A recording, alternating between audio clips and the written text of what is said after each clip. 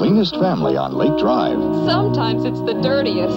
Sometimes I think I've got the dirtiest family on Lake Drive. Well, when you're gardening, dirt kind of grows on clothes. And anytime I bake a cake, I wear some of it.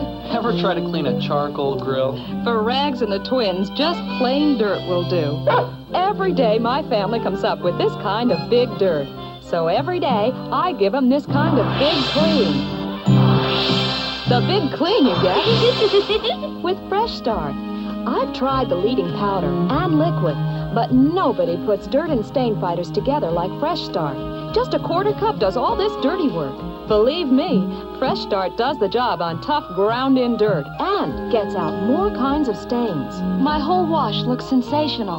Now, nothing gets out every stain, but Fresh Start sure gives this kind of big dirt the big clean. Fresh Start, that's why my family needs you every day. Ms. Lucas, you have an opening statement? Your Honor, 10 years ago, Kate and Tony Wood filed their own divorce papers and verbally agreed to their child support and custody. Mrs. Wood assumed primary responsibility for the children and was to receive $200 a month in child support. The reason for this extremely low figure was that Mr. Wood was habitually unemployed. However, Mr. Wood is now the owner of Cosmic Herbs, a very lucrative health food company. His income is now well over $100,000 a year. But none of this newfound wealth has found its way to the children. What he has given them is a radical 60s hype that drugs are cool, and that parents should help their children tune in, turn on, and drop out. Kate Wood asks the court to award her $1,000 per month in child support and to restrict Mr. Woods' visitation rights to 2 weekends a month, and then only with Mrs. Wood in attendance. Thank you.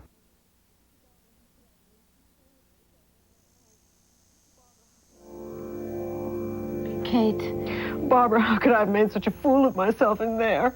You didn't. You just let them know how you felt. All right, you made a fool of yourself. Come, let's sit down over here. How can I still love him so much? Is that it? Yes, but it doesn't make sense. It never does. Sometimes I phone his house just to hear the sound of his voice, and then I'll hang up. Or I'll drive past his house at night just to see if his car is in the driveway. Or maybe I'll see him in the window. I still wake up at night and I wish that he were there with me. I thought maybe if I could get him to spend more time with me and the kids, it would... Kate, do you still want to go through with this? Yes. I want Ethan and Penny to get what they deserve from Tony, no matter how I feel. Good. The judge should be returning from chambers soon with his decision. I'll meet you inside.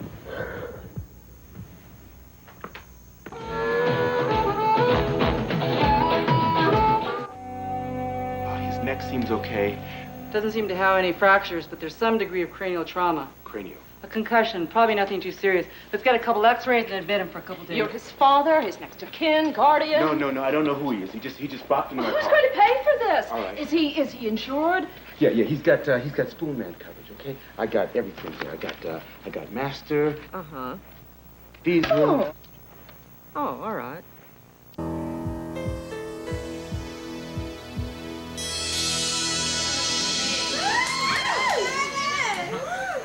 It just seems like another lifetime when I met him. Of course, I was just like him then, living for sex, drugs, and rock and roll. Yes, but you found truth. He's still proud of his perversions. We return now to divorce court, about to testify on behalf of Carol Ann Backman as Florence Winifred Weathers, founder and leader of the Faith Science Church. I do. All right, Mr. Russell. Mrs. Weathers, have you ever seen Mr. Backman mock his wife's religious beliefs? Yes. He once brought a man in a wheelchair to a faith healing meeting and asked Carol to make the man walk. While she was praying for him, the man suddenly cried that she had made him blind. Poor Carol was traumatized. Later that night, I saw this man driving his car out of our parking lot, and Dennis was sitting next to him. And have you ever seen Mr. Backman endanger the life of his son? Yes. I was driving past the Bachman house one day when I saw smoke pouring out of the garage. Well, I rushed in to see if anyone was in danger, and I saw the entire back wall of the garage on fire. Well, sitting in front of it was Dennis and Cassandra West, just holding hands and smiling and sharing a marijuana cigarette. Little Bobby was tugging at Dennis's ankle and just screaming in terror at the flames. What did you do? Well, I scooped up Bobby and I fled, called the fire department. Those two are going to burn soon enough, but it's not up to me to decide when. Thank you. No further questions. Cross. Now, when you were at the Backmans, didn't Bobby wake up crying with a fever, for which Mrs. Backman refused to give him any medication? No. Dennis said he had a fever, but he exaggerates everything.